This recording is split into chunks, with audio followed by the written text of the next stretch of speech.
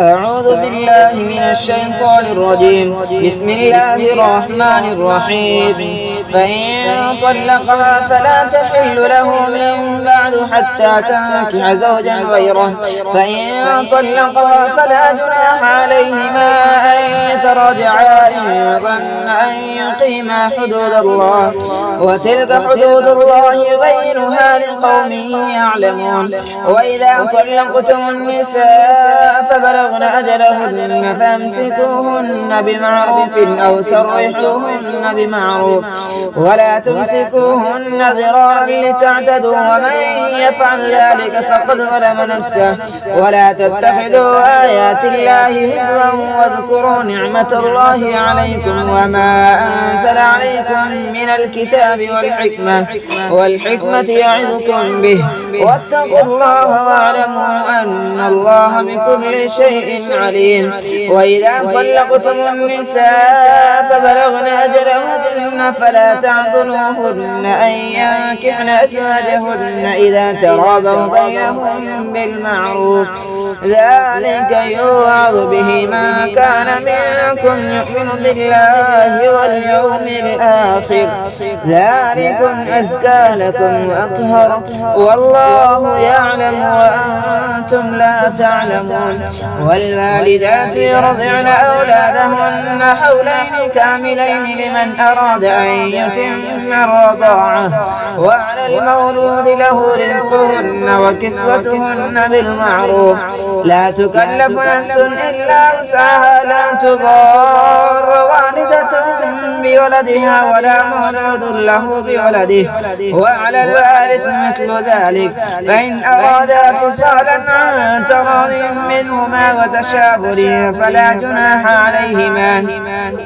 وإن أردتم أن تسترضعوا أولادكم فلا جناح عليكم إذا سلمتم ما آتيتم بالمعروف، واتقوا الله واعلموا أن الله بما تعملون بصير. والذين يتوفون منكم ويذرون أزواجا يتربصن بأنفسهن 4 أشهر و10، فإذا بلغن أجلهن فلا جناح عليكم فيما فعلن في أنفسهن بالمعروف، والله بما تعملون خبير. ولا جناح عليكم فيما عرضتم به من خطبة النساء أو أكننتم في أنفسكم، علم الله أنكم ستذكرونهن ولكن لا تواعدوهن سرا إلا أن تقولوا قولا معروفا، ولا تعزموا عقدة النكاح حتى يبلغ الكتاب أجله، واعلموا أن الله يعلم ما في أنفسكم فاحذروه، واعلموا أن الله غفور حليم. لا جناح عليكم إن طلقتم النساء ما لم تمسوهن أو تفرضوا لهن فريضة، ومتعوهن على الموسع قدره وعلى المقتر قدره متاعا بالمعروف حقا على المحسنين. وإن طلقتموهن من قبل أن تمسوهن وقد فرضتم لهن فريضة فنصف ما فرضتم إلا أن يعفون أو يعفو الذي بيده عقدة النكاح، وأن تعفوا أقرب للتقوى، ولا تنسوا الفضل بينكم، إن الله بما تعملون بصير. حافظوا على الصلوات والصلاة الوسطى وقوموا لله قانتين. فإن خفتم فرجالا أو ركبانا فإذا أمنتم فاذكروا الله كما علمكم ما لم تكونوا تعلمون. والذين يتوفون منكم ويذرون أزواجا وصية لأزواجهم متاعا إلى الحول غير إخراج، فإن خرجن فلا جناح عليكم فيما فعلن في أنفسهن من معروف، والله عزيز حكيم. وللمطلقات متاع بالمعروف حقا على المتقين، كذلك يبين الله لكم آياته لعلكم تعقلون. ألم تر إلى الذين خرجوا من ديارهم وهم ألوف حذر الموت فقال لهم الله موتوا ثم أحياهم إن الله لذو فضل على الناس ولكن أكثر الناس لا يشكرون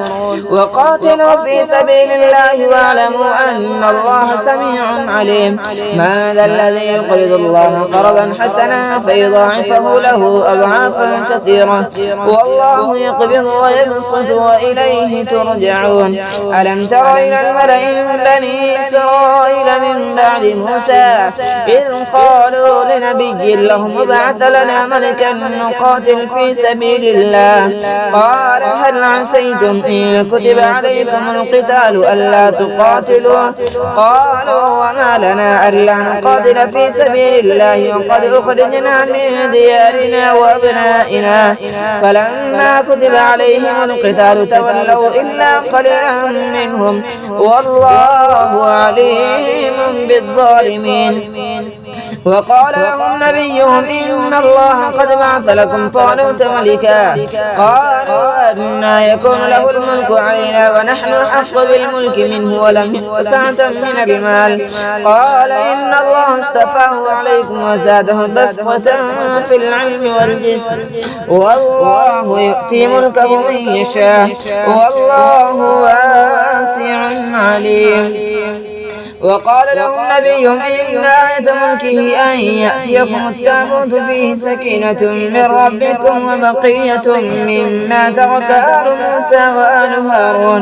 وآل هارون تحمله الملائكة إن في ذلك لآية لكم إن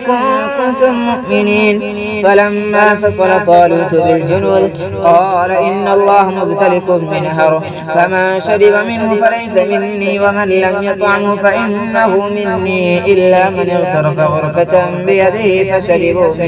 فشربوا منه إلا قليلا منهم فلما جاوزه والذين آمنوا معه قالوا لا طاقة لنا اليوم بجالوت وجنوده قال الذين يظنون أنهم ملاقو الله كم من فئة قليلة غلبت فئة كثيرة بإذن الله والله مع الصابرين ولما برزوا لجالوت وجنوده قالوا ربنا أفرغ علينا صبرا وثبت أقدامنا وانصرنا على القوم الكافرين فهزموهم بإذن الله وقتل داود جالوت وآتاه الله الملك والحكمة وعلمه مما يشاء ولولا دفع الله الناس بعضهم ببعض لفسدت الأرض ولكن الله ذو فضل على العالمين تلك آيات الله نتلوها عليك بالحق وإنك لمن المرسلين